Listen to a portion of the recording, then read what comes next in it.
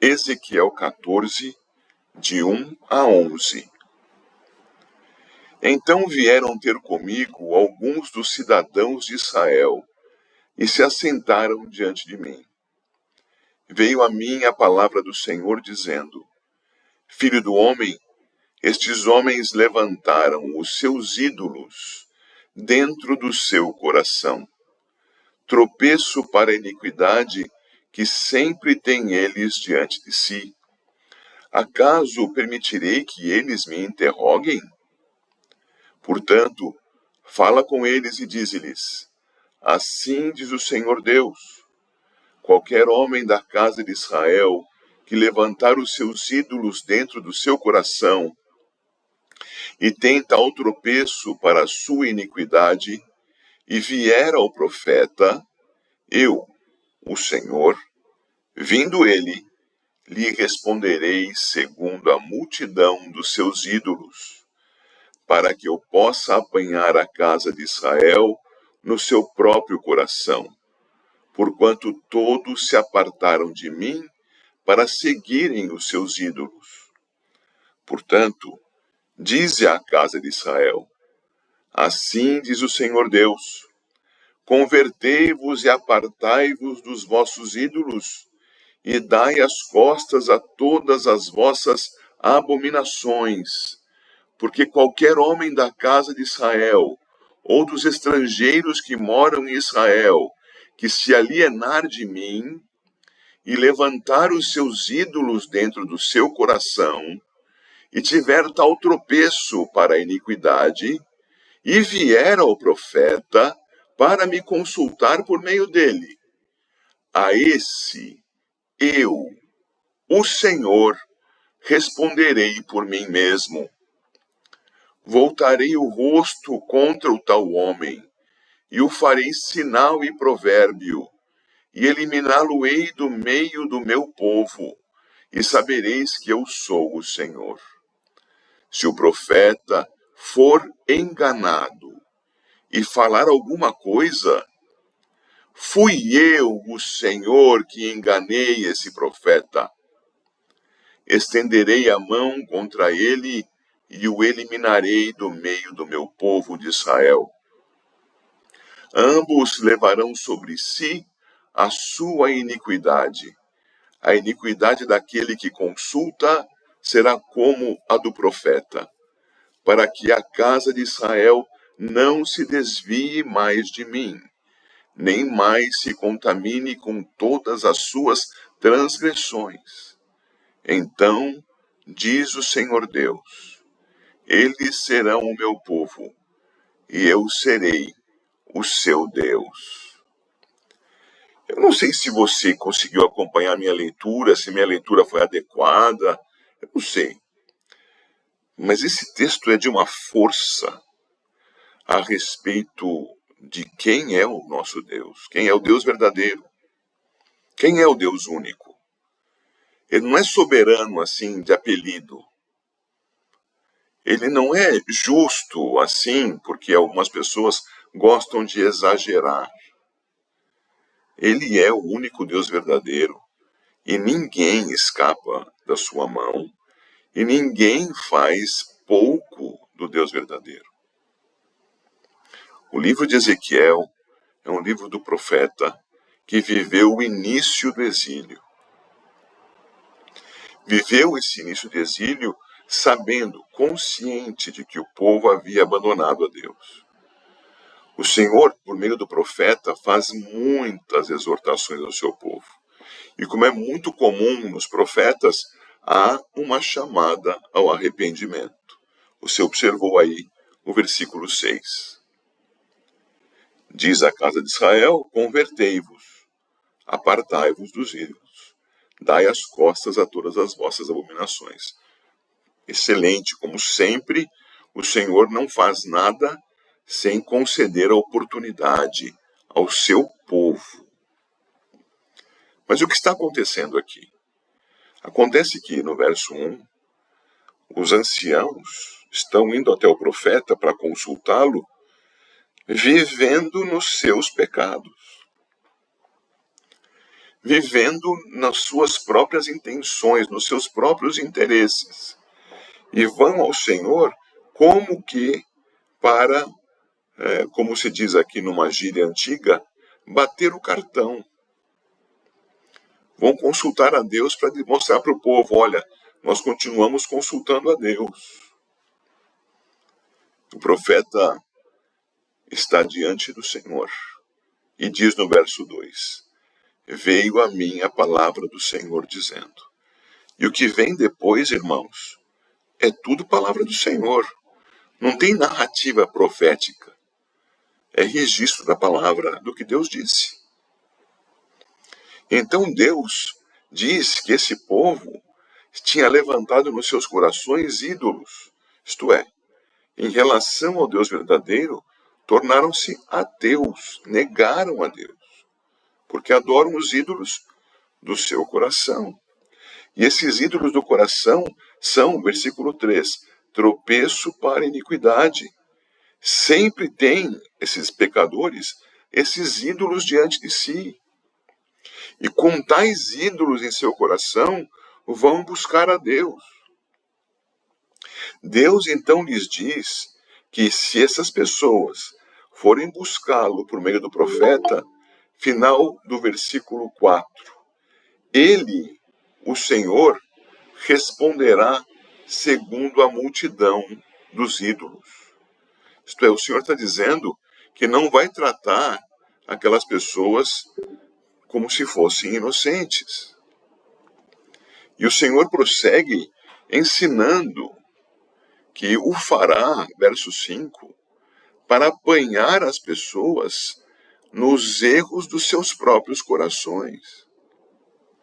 Eu estou enfatizando isso porque o capítulo 6 de Eclesiastes vai trabalhar coisa semelhante. Daquilo que Deus concedeu, as pessoas usaram o mal e o que o Senhor faz suceder sobre aquelas pessoas. O Senhor mostra com clareza o que ele fará suceder. No 7 ele repete as informações do 4 e depois vem aquilo que é forte e surpreendente nos versos 8 a 10 em especial. No 8, voltarei o rosto contra tal homem que for buscá-lo, mantendo os ídolos no coração. Voltarei o rosto contra tal homem e o farei sinal e provérbio, e eliminá-lo-ei do meio do meu povo, e sabereis que eu sou o Senhor. De Deus não se zomba. 9. Se o profeta for enganado e falar alguma coisa, vocês lembram de ter lido isso aqui antes? Não. Fui eu, o Senhor, que enganei o profeta. Por quê? Qual é o sentido disso? É que as pessoas buscam a sua própria satisfação, a satisfação da sua própria cobiça em Deus. Deus, eu quero um emprego tal. Deus, falando dos homens, eu quero tal mulher para ser minha esposa. Deus, eu quero tanto dinheiro para ter tal casa, para ter piscina na minha casa. Eu quero. E usa de Deus como instrumento para alimentar a própria cobiça. Deus conhece os ídolos dos corações. Não há barreiras aos olhos do Senhor. E o Senhor, conhecendo esses ídolos, ele diz, eu vou satisfazer esses desejos. Eu vou satisfazer o que esses homens cobiçam, vou dar o que esses homens cobiçam, para que eles se afundem mais ainda nos seus pecados. E mais, eu vou fazer com que aquele profeta que anunciar para eles esta conquista também esteja em pecado. O Senhor, então, vai se utilizar da sua soberania para punir falso profeta, aquele que fala as coisas que as pessoas querem ouvir, e falso crente, aquele que busca a Deus para satisfazer-se a si mesmo. E a palavra diz, verso 10, ambos levarão sobre si a sua iniquidade. Mas para que isso? Porque Deus queria que todo mundo sofresse? Não. O verso 11 nos mostra. Para que a casa de Israel não se desvie mais de mim. O que é esse texto, então? É uma forte advertência, irmãos.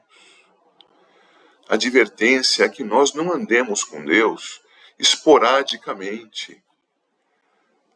Acho que eu vou andar com Deus hoje, amanhã eu tiro um descanso. Amanhã eu tomo suco de abacaxi, deitado numa rede bem confortável. Depois eu volto a pensar em Deus. Não. Redenção é expediente permanente. Sem desenvolvermos ídolos em nossos corações. Quando buscarmos a Deus lembrando, Senhor, sou pecador, tem misericórdia de mim, em nome de Jesus. Concede que eu queira o que o Senhor quer. E então andemos com o Senhor e honremos o nosso Deus. Vamos então ao texto de Eclesiastes, capítulo 6, irmãos. Eclesiastes 6.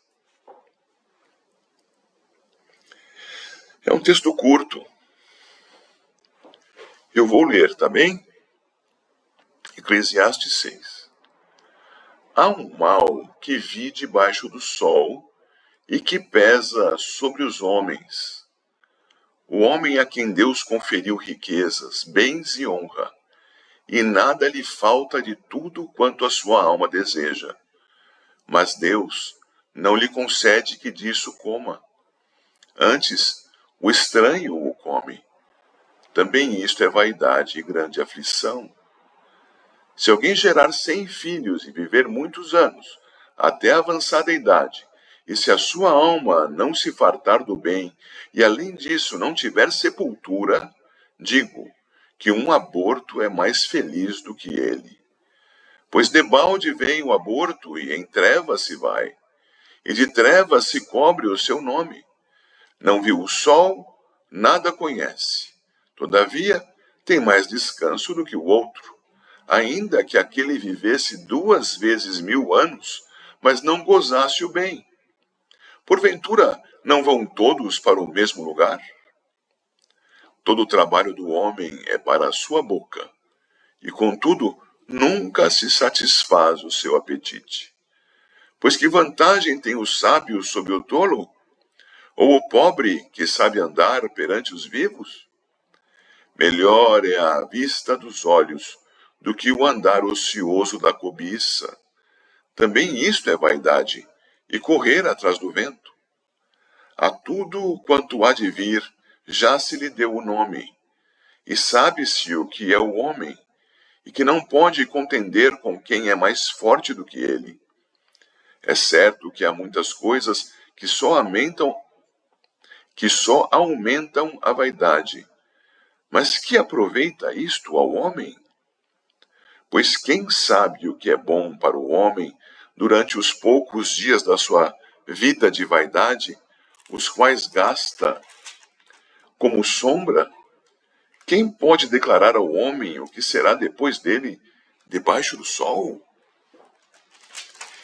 Bem, tendo estudado esse texto à luz de alguns comentaristas, e sendo muito ajudado pelo que o Senhor já fez, iluminando aqueles homens que eu estudei, eu achei que uma palavra só poderia nomear o estudo do capítulo 6 de Eclesiastes. Ganância. Ganância. O desejo de ter. E de ter de maneira desenfreada. Ganância. Vamos ver como é que a gente desenvolve esse estudo aqui em Eclesiastes 6, meus irmãos. Os versículos 1 e 2 vão nos falar sobre o mal da ganância. Vamos nos recordar, chegando no capítulo 6, que nós estudamos os problemas da religiosidade falsa, no capítulo 5. O pregador, ele não deixa escapar assuntos importantes das suas observações, das suas questões apresentadas às pessoas, de modo a fazê-las pensar se estão vivendo corretamente diante de Deus. E todas as suas questões conduzem aquele que lê a pensar: eu não consigo viver de maneira que agrade a Deus. Então o livro de Eclesiastes é, embora de maneira indireta, porque não diz isso claramente em ponto algum, ele suscita o questionamento do homem para que busque em Deus a solução para a sua incapacidade. E isso que já aconteceu várias vezes volta a acontecer aqui. E dessa vez ele demonstra a maldade que há na ganância. Então, nos versículos 1 e 2 que eu mencionei há pouco, ele diz com todas as letras: há um mal que vi no mundo sensível debaixo do sol. No mundo que vemos, ouvimos, sentimos o paladar, o odor e o tato. Esse mundo no qual vivemos tem um mal que é, e aqui a tradução pode ser melhor, mais clara, se nós, ao invés de colocarmos e que pesa sobre os homens, colocarmos e que é comum entre os homens. Perdão, comum entre os homens. Esse é o peso que está sendo aplicado. Então, esse mal que é comum aos homens é o seguinte, verso 2. O homem a quem Deus conferiu riquezas, bens e honra, e nada lhe falta de tudo quanto a sua alma deseja. Alguém pode dizer assim: mas, pastor, existem pessoas que não têm tudo o que desejam. Existem pessoas que não têm riqueza, não têm bens, não têm honra. Elas são pessoas esquecidas por Deus nesse mundo. Escute só. Converse algum dia, ou então ouça a conversa de alguém a esse respeito, sobre ganhar na loteria, sobre receber uma grande herança, sobre então ter aquilo que hoje não tem, mas que passaria a ter, e seria muito. E o que essa pessoa faria com os recursos? Talvez ela até começasse dizendo, porque afinal de contas tem que mostrar uma cara boa: eu ia ajudar os pobres. Certamente eu ia socorrer os meus familiares endividados. Eu ia ajudar na igreja, ia entregar muito dinheiro na igreja. Puxa, dinheiro de loteria, imagina. Aí depois ela falar um pouquinho dessas coisas virtuosas que ela imagina serem grandes, talvez ela diga, acredito que diga: depois eu vou desaparecer. Eu vou fazer apenas aquilo que me interessar. Eu vou viver para mim mesmo. Eu vou comprar uma coisa grande. Eu vou viajar muito. Vocês acham que eu estou assim, fora da realidade com esse meu comentário sobre a hipótese de uma grande riqueza cair nas mãos das pessoas? O que isso evidencia? Evidencia que, tendo Deus dado tais bens às pessoas ou não, o grande mal está presente nos homens. E qual é o grande mal? É o da cobiça. É o do querer satisfazer-se a si mesmo. É o de viver para si. É o de buscar em Deus a satisfação dos próprios desejos. E fazê-lo com insistência. E não aceitar quando não acontece aquilo que você quer. Imagina Paulo lá, insatisfeito, dizendo para Deus: que é isso, Deus? Já pedi 3 vezes, está na hora de atender o meu pedido para livrar do espinho da carne. Imaginou Paulo pedindo assim? Não. Imagina o Senhor Jesus lá no Getsemane. Ô pai, já pedi 3 vezes aqui, como é que é? Vai me livrar de tomar o cálice ou não vai? Não, irmãos. O crente ora e o que o Senhor concede, ele aceita, ele é satisfeito. Mas o lugar comum dos homens não é este. O lugar comum é da cobiça. E o que acontece? Quer, que tem tudo quanto deseja a alma, verso 2, seguindo, mas Deus não lhe concede que disso coma. Isto é, Deus não concede todo o aproveitamento que aquela pessoa imaginava poder ter dos recursos que conseguiu. Logo, ela não se satisfaz. Ela, ao contrário, ela vai invejar outros. É aquela pessoa que é casada com um cônjuge fiel, crente, bonito, e olha para o vizinho e pensa, aquele que é feliz, que tem aquele cônjuge ali, insatisfeito. Isto é, está querendo do outro sempre. Então aqui diz, o estranho o come, final do verso 2. Isso é vaidade e grande aflição. O cobiçoso não está satisfeito com o que tem. Ele quer mais. Deus lhe deu, ele não está satisfeito. Ele acha que não foi suficiente. Ele quer outro. Ele quer mais. Ele quer do outro.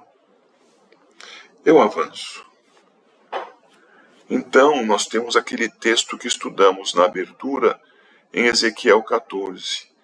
Aquele texto eu chamo de bênçãos penais.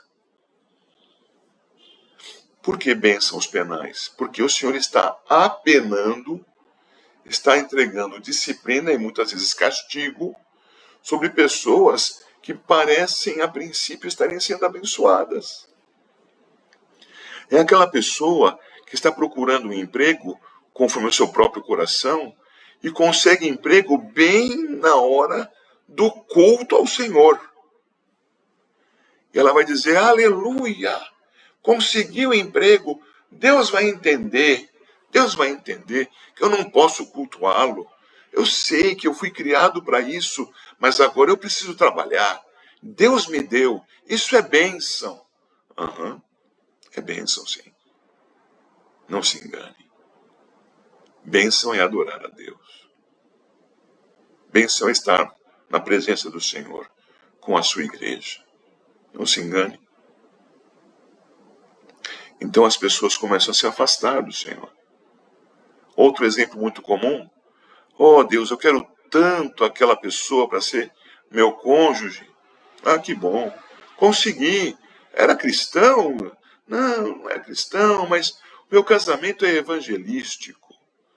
Eu vou evangelizar com o casamento. Oh, que bênção. Parabéns. É assim que se faz.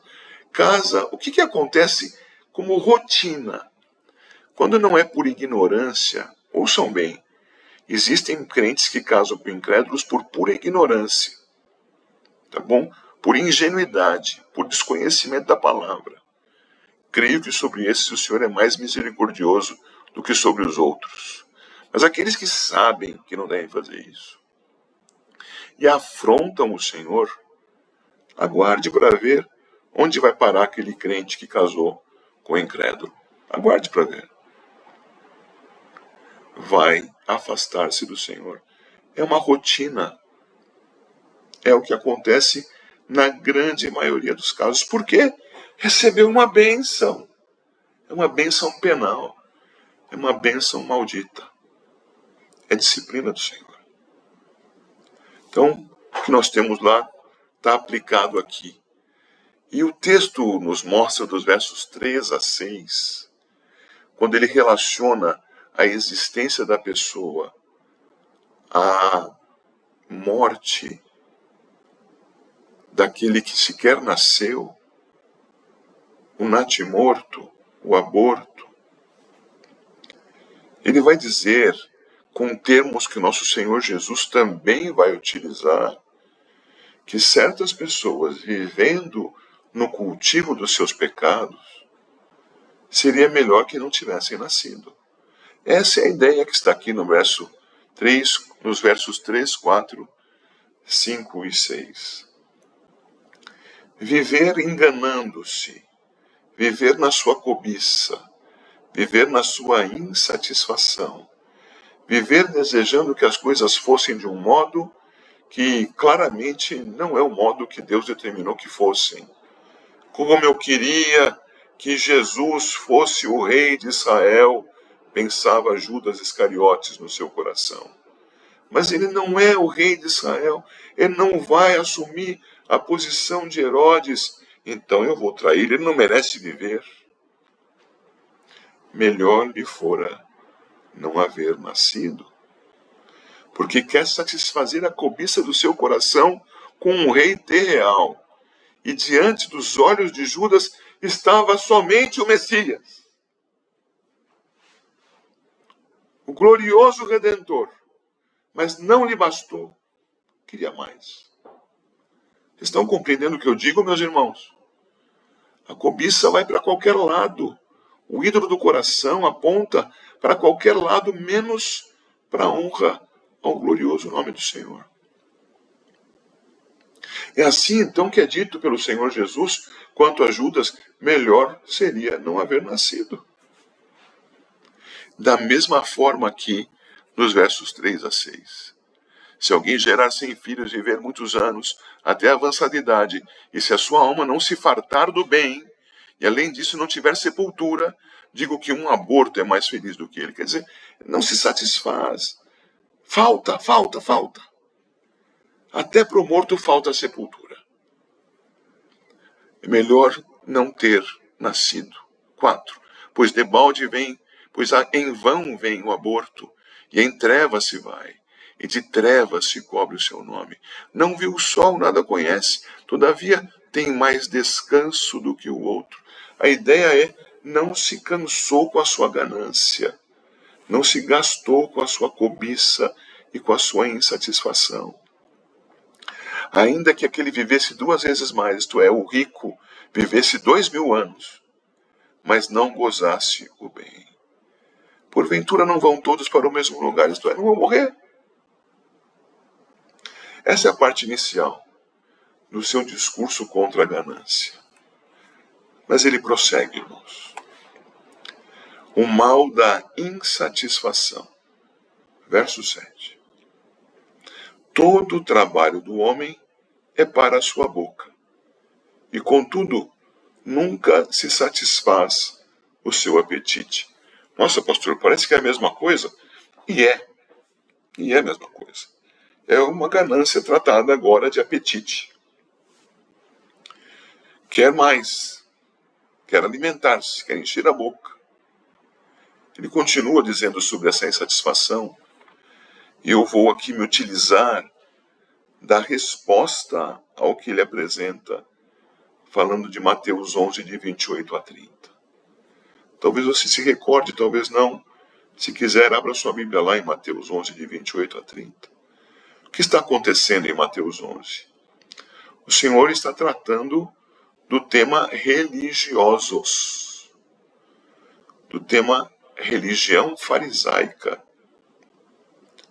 E diz que aqueles que impunham a religião farisaica sobre o povo, na verdade, colocavam cargas mais pesadas do que eles poderiam carregar.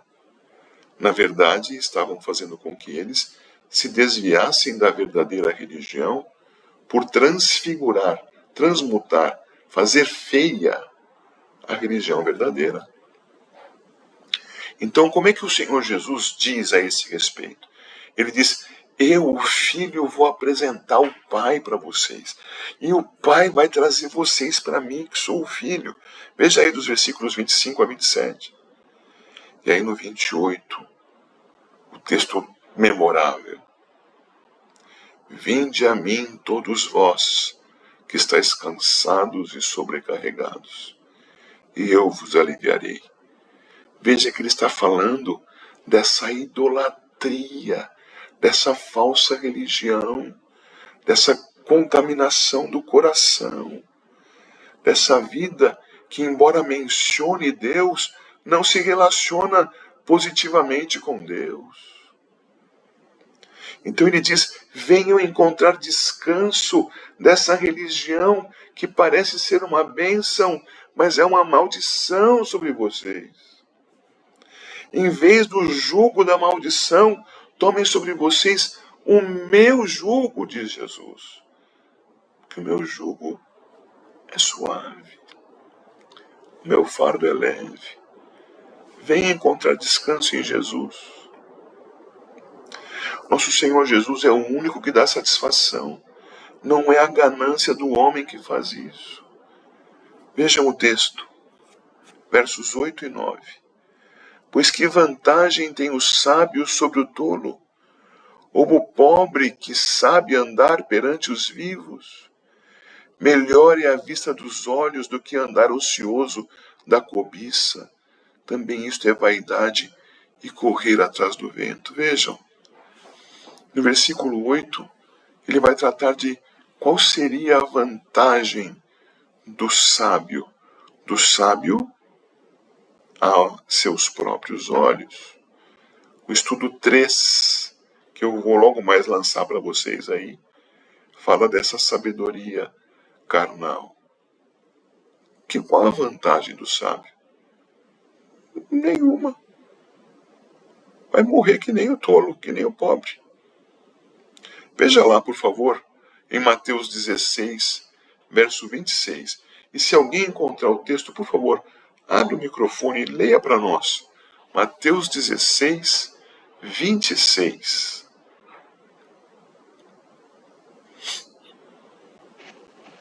Pois que aproveitará o homem se ganhar o mundo inteiro e perder a sua alma? Ou que dará o homem em troca da sua alma?